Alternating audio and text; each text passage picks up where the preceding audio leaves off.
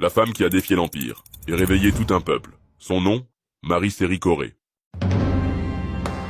Mesdames et messieurs, asseyez-vous. On vous a parlé des présidents, mais aujourd'hui, je vous raconte l'histoire d'une femme. Elle ne gouvernait rien, sauf son courage. Elle n'avait ni costume, ni armée. Et pourtant, c'est elle qui a ouvert la route vers la liberté. Zogbo César Gallo Marie. Née entre 1910 et 1912, dans le village de Gossa, près de Daloa. Très jeune, elle quitte l'Ouest pour Treichville, à Abidjan. Là, elle ouvre un allocodrome, un petit restaurant où elle vendait des bananes plantains frites. Elle emploie des jeunes femmes de son village, leur donne un toit, une chance. Elle devient un pilier, une figure. Jean-Baptiste Moquet, Augustin Louabi, Dali Jérémy, tous cadres du PDCI RDA, tous arrêtés pour avoir distribué des tracts, pour avoir dit non au travail forcé, non à l'injustice. Le pouvoir colonial pensait avoir décapité le mouvement, mais il n'avait pas vu venir le cœur. Le cœur, c'était les femmes.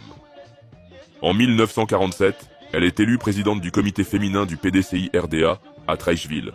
Pendant que les hommes sont emprisonnés, elle organise, elle réunit. Et quand l'Empire frappe fort, elle répond. Pas avec des armes, mais avec 2000 femmes, un foulard blanc et un pas qui ne tremble pas. Des femmes venues d'Abidjan, d'Anyama, de Bingerville, de Dabou, et Marie Corée en tête, sa fille sur le dos.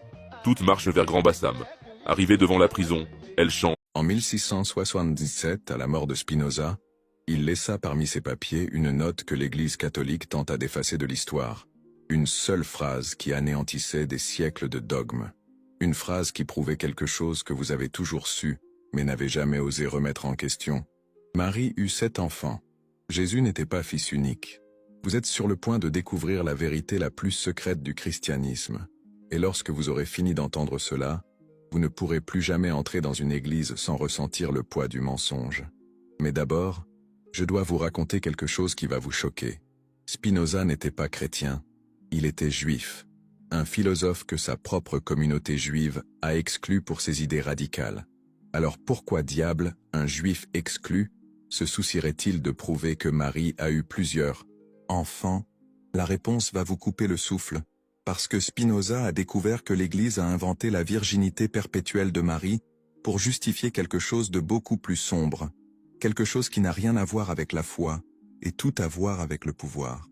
Avez-vous déjà réfléchi à pourquoi Jésus, étant juif, ne s'est jamais marié? Dans la culture juive du 1er siècle, un homme célibataire à 30 ans était une aberration. Il était considéré comme incomplet, maudit même. Mais que se passerait-il si je vous disais que Jésus était marié, qu'il avait des enfants, que Marie-Madeleine n'était pas seulement une disciple mais son épouse légitime?